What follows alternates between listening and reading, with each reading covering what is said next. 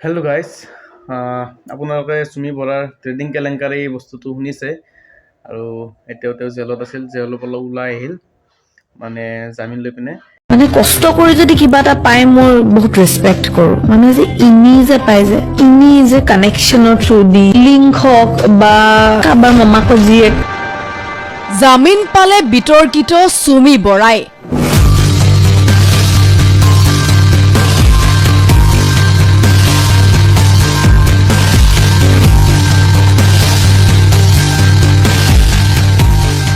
জামিন পায়ো চুমিৰ মুখলৈ নাহিল হাঁহি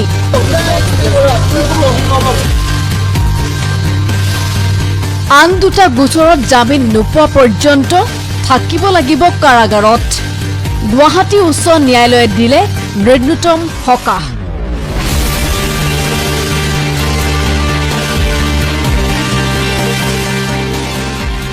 চুমি তাৰ্কিক বিশাল ফুকন সহ ট্ৰেডিং কেলেংকাৰীৰ সকলো গোচৰ হস্তান্তৰ কৰা হৈছিল চিবিআইলৈ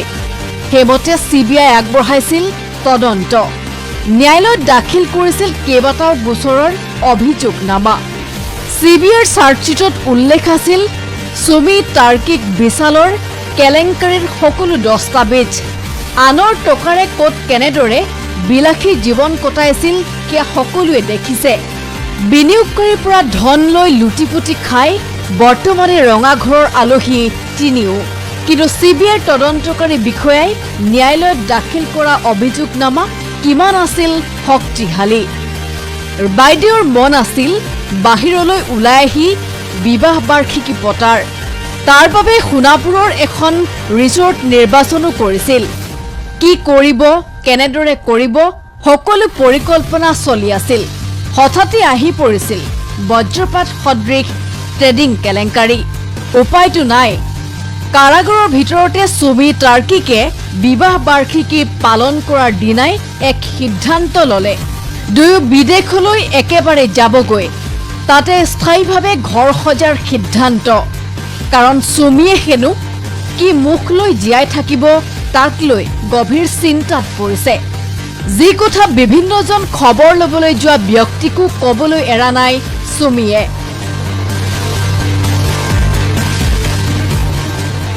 কাৰাগাৰৰ ভিতৰত আৰু বহু কথা আছে সেয়া পিছলৈ থলো আহিম পুনৰ প্ৰসংগলৈ পূৰ্বে দুবাৰকৈ চুমি বৰাৰ জামিন নাকচ হোৱাৰ পিছত এবাৰ অৱশেষত গুৱাহাটী উচ্চ ন্যায়ালয়ে চুমি বৰাক প্ৰদান কৰিলে জামিন ডিব্ৰুগড় থানাৰ 352/24 নম্বৰৰ গোচৰটোত জামিন লাভ কৰে চুমি বৰাই পূৰ্বে ডিব্ৰুগড় জিলা সত্ৰ ন্যায়াধীশ চিবিআইৰ বিশেষ আদালতে নাকচ কৰিছিল চুমি বৰাৰ জামিন আবেদন যাৰ বাবে উচ্চ ন্যায়ালয়ৰ দ্বাৰস্থ হৈছিল চুমি বৰা ডিব্ৰুগড় PS 352/24 যেটো মানে পিছলে চিবিআইত হস্তান্তৰ কৰা মানে ট্ৰান্সফাৰ কৰিছিলে সেইটো কেছ আমাৰ গুৱাহাটী উচ্চ ন্যায়ালয়ত পেণ্ডিং হৈ আছিলে আজি এইটো কেছত চুমি বৰা বেলটো মঞ্জুৰ কৰিছে উল্লেখ্য যে পূৰ্বে একেটা গোচৰতে জামিন পাইছিল তাৰ্কিক বৰা আৰু বিশাল ফুকনেও কিন্তু গুৰুত্বপূৰ্ণ কথা এইটোৱে যে গুৱাহাটী উচ্চ ন্যায়ালয়ে চুমি বৰাক জামিন প্ৰদান কৰিলেও কাৰাগাৰৰ পৰা ওলোৱাৰ পথ প্ৰশস্ত নহল কিয়নো চুমিৰ বিৰুদ্ধে এতিয়াও আছে আন দুটাকৈ গোচৰ বৰবৰুৱা থানাৰ 85/24 আৰু দুলিয়াজান থানাৰ 198/24 নম্বৰত ৰুজু হৈ আছে গোচৰ এই দুটা গোচৰ জামিনৰ বাবে গুৱাহাটী উচ্চ ন্যায়ালয়ৰ কাষ চাপিছে চুমি বৰাৰ অধিবক্তা কালাম হুছেইন এতিয়া আহিব নোৱাৰে সেই দুটা গোচৰ যেটো পেণ্ডিং আছে সেই গোচৰকেইটা ক্লিয়াৰ হোৱাৰ পিছতহে ওলাই আহিব